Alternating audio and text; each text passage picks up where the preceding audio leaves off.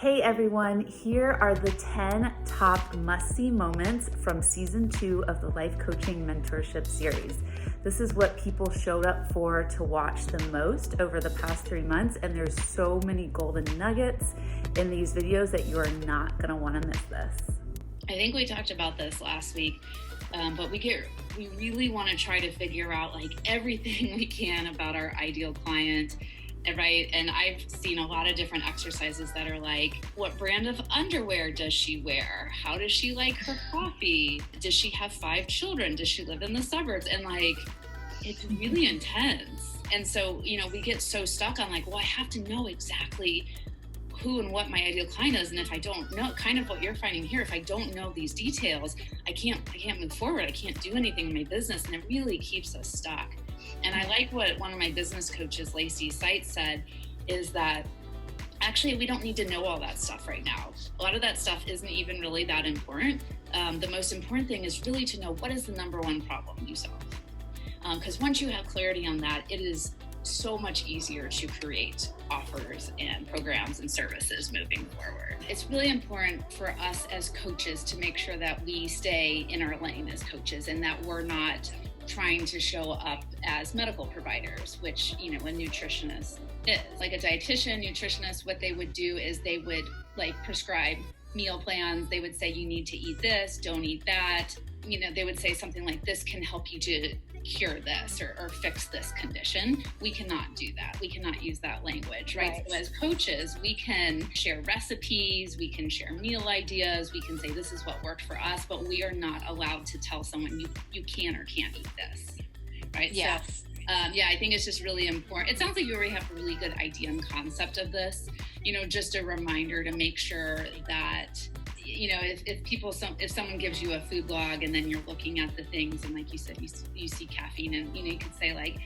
just so you know, a lot of times caffeine is something that could be problematic when you have this type of chronic illness, but you're not saying you have to eliminate caffeine from your diet. Like you literally cannot, tell them to do something like that. They would have to make those decisions on their own based off like the information that you're sharing with them.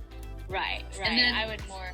And then you can always write, like if there is a dietitian that you've worked with or that you like or trust, you could always, if you feel like they would need more additional support, you could always refer them out as well.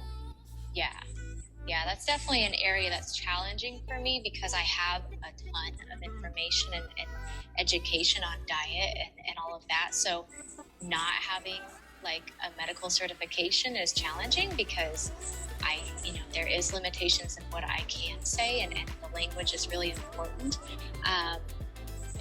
So, it'd be more like, so would like just suggesting, maybe just see how it feels if you take out caffeine, if you stop having your coffee for a week or something, just see how that feels, write about it, document it, if you want to. Just go ahead. You could try that and see if that makes you feel any better. See if document your symptoms. Do your symptoms get better? Do they get worse? That kind of thing. Yeah, that's good. And so what I would recommend is like, say in one of your modules, you say like, these are, some of the more problematic foods for people with chronic illness. And then they have their food log. And then you say, okay, what do you see in your food log that you think could be problematic for you? And they're looking and they're like, I think caffeine could be a problem. And then you could ask them, okay, what would you like to do about the caffeine in your diet? Right? Like it's always your client telling them their goals, what they want to work on. And they could say, okay, you know what?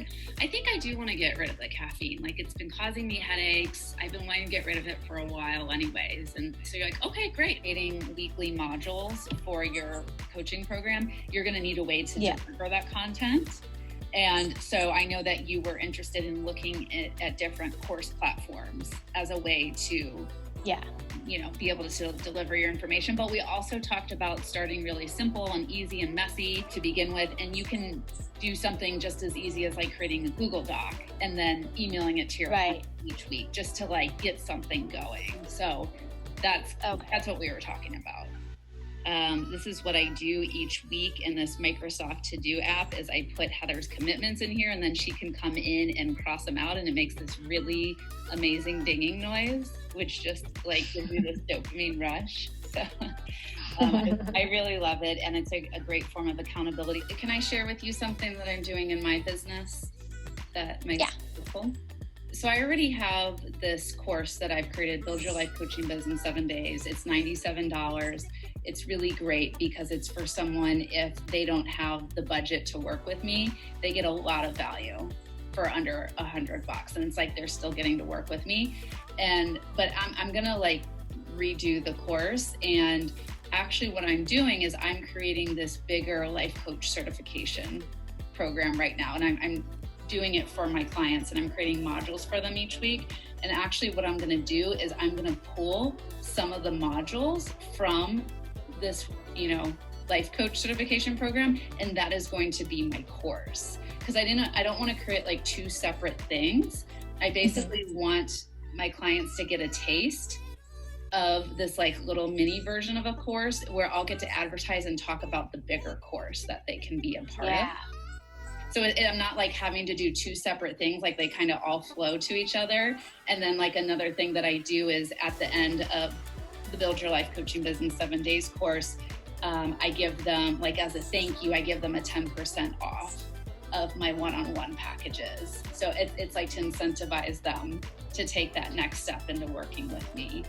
So I could see us, doing something similar for you, is like helping you to get started with this 3-month coaching program. And then if you wanted to, from that, you could pull from it and make it like into a little mini course that people could go through on their own. What if we reverse the situation? What if you were your own client right now, right? Because you're a women's empowerment coach and you feel like your mind has been disempowered. How would you coach your own client through this situation right now?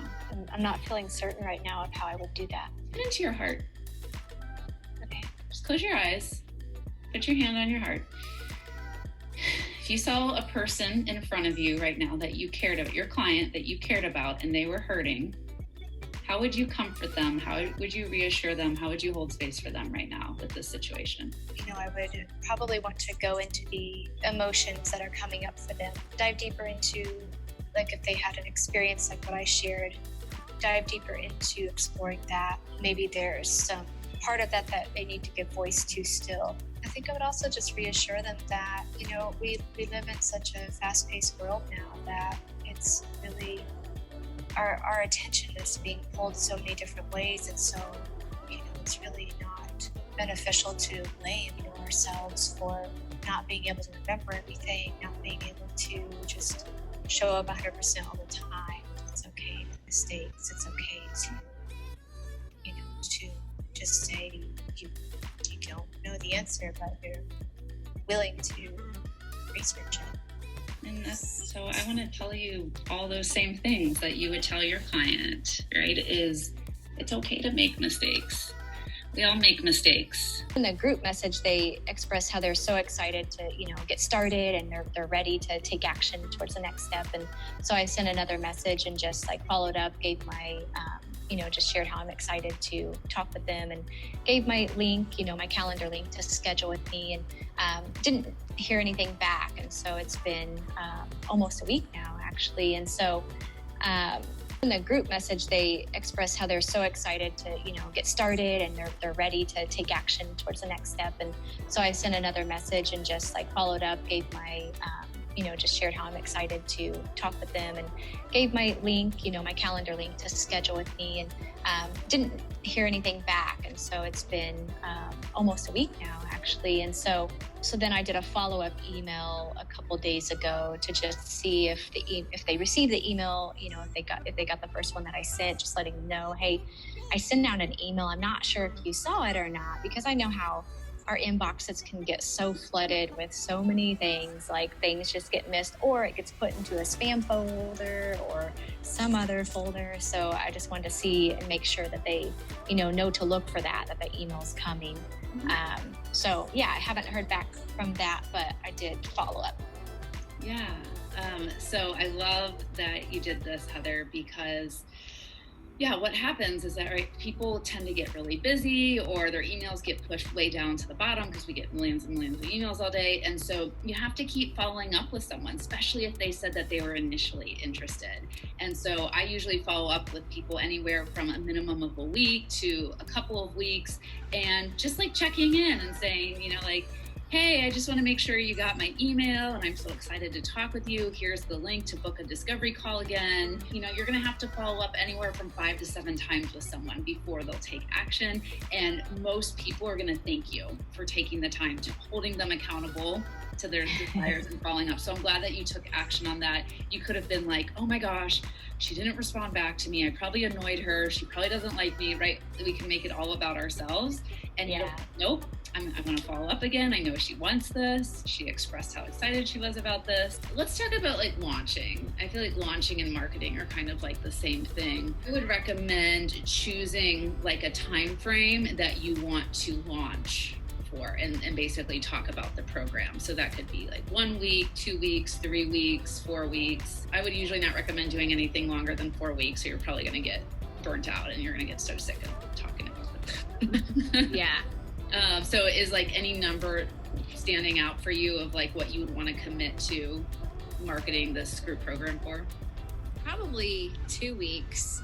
2 weeks? Okay. I think would feel good. And, again, this is all going to be trial and error since you've never done this before. So, you can try 2 weeks, and then if by the end of the 2 weeks you don't have anyone signed up yet, you can always extend it another week. There's so much room for flexibility here. I've just seen a lot of people get like really disappointed when they don't get anyone signed up, or they only get 1 or 2 people signed up. And, really it's just, there's so many unknowns right now since you haven't run this program in a group setting before, have you?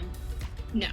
Okay, so we're going to basically just consider this launch as like doing market research this time around, because you're going to learn so much about yourself, about this program, what works, what doesn't work. A lot of times we set really high expectations and we're like, oh man, I want to like sell it out.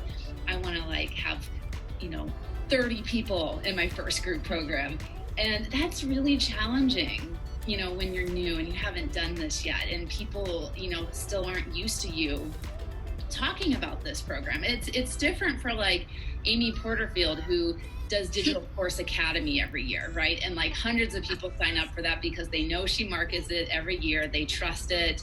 It's her signature program. They expect it. Usually what works best is you start off by teaching a little bit. And you wear a lot of different hats when you're running a group coaching program, because you're not coaching the whole time. Running a one-on-one group coaching session with a private client is going to look and feel totally different from how you run a group coaching session, especially when you're teaching new material as well. So what I would recommend is the first 15 to 20 minutes teaching whatever you're going to teach. People can't absorb anything more than that. So what people value the most is having the space to ask questions and receive the coaching, which you can do at the end, right? I can imagine they're going to watch a module or something first, right? Like, are you sending them material to look through and read through first before they show up to the coaching session? Yeah, that was a thought that I had, so that they know what they're bringing to the session, so that they get the most out of it. So yeah, it would kind of just be an introduction to what we're going to talk about and dive deeper into. Yeah. Okay. So their homework assignment is they have to read through whatever content you create for them. And then they arrive to the group coaching call having some sort of knowledge and background about whatever it is that you're going to talk about.